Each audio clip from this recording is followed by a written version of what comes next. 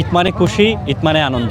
ঈদের এই আনন্দ খুশি ভাগাভাগি করতে পর্যটন কেন্দ্রগুলোতে ভ্রমণ পিপাসু মানুষের উপস্থিতি বৃদ্ধি পাচ্ছে। আমি এই মুহূর্তে অবস্থান করছি বিশ্বের অন্যতম দীর্ঘতম সমুদ্র সৈকত কক্সবাজার সমুদ্র সৈকতের সুগন্ধা পয়েন্টে। আমরা সুগন্ধা পয়েন্ট সহ সৈকতের সবগুলো জনপ্রিয় পয়েন্টে ঘুরে দেখেছি। এখানে আমরা আজকে দেখতে পেয়েছি যে কক্সবাজারে স্থানীয় যারা বাসিন্দা রয়েছে তাদের সংখ্যা বেশি।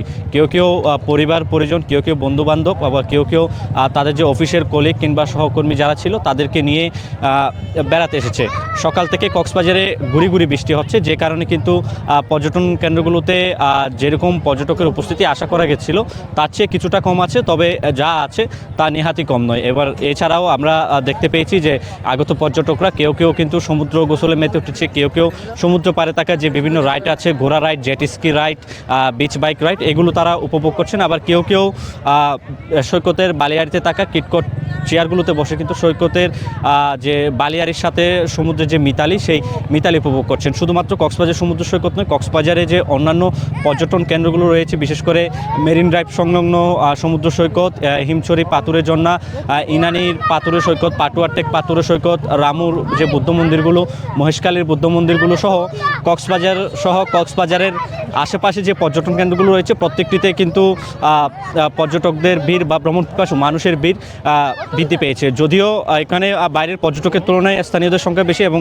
ব্যবসায়ীরা যেটি ধারণা করছেন যে আজকে অনেকেই পরিবারের সাথে ঈদ কাটাচ্ছেন এবং আগামীকাল থেকে যেহেতু ঈদের ছুটি আরও বেশ কয়েকদিন আছে, গরমে আরাম নিয়ে হবে না হাহুতাশ, ঘুরলে পরে ওয়ালটন ফ্যান বাতাস আর বাতাস, সে কারণে পর্যটকের সংখ্যা বৃদ্ধি পাবে। আমরা কক্সবাজারে আপনারা জানেন যে 5 শতাধিক হোটেল মোটেল গেস্ট হাউস রয়েছে। হোটেল মোটেল মালিকদের সাথে আমরা কথা বলেছি, তারা আমাদেরকে জানিয়েছেন যে কক্সবাজারে যে হোটেল মোটেল গেস্ট হাউসগুলো রয়েছে অধিকাংশ হোটেলেই 80 থেকে 100% রুম কিন্তু বুকিং হয়েছে। আমরা জেলা পুলিশের সাথে কথা বলেছি, টুরিস্ট পুলিশের সাথে কথা বলেছি, তারা আমাদেরকে যেটি জানিয়েছেন যে পর্যটন কেন্দ্রের যে নিরাপত্তার জন্য যা যা করণীয় তারা সব কিছু ব্যবস্থা নিয়েছে।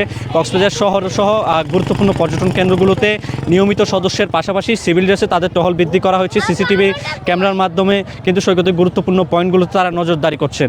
এছাড়া আমরা জেলা প্রশাসনের সাথে কথা বলেছি, জেলা প্রশাসন বলছেন যে কক্সবাজারে বেড়াতে এসে কেউ যাতে কোনো ধরনের হয়রানির শিকার না হয় সেজন্য জেলা প্রশাসন নিয়মিত তদারকি করছে। খাবার হোটেল, থাকার হোটেল কিংবা যানবাহন কিংবা বিচে থাকা ফটোগ্রাফার বা অন্য কেউ যাতে পর্যটকদের হয়রানি করতে না পারে সেজন্য তারা সচেতন রয়েছে।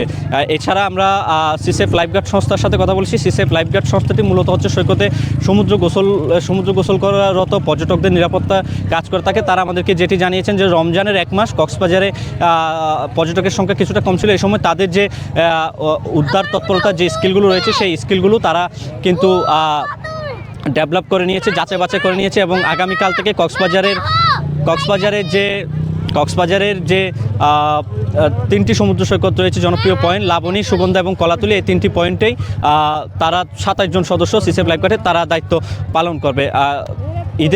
ঈদের দিনে কক্সবাজারের পর্যটন কেন্দ্রগুলোর সার্বিক পরিস্থিতি আপনাদের জানাচ্ছিলাম।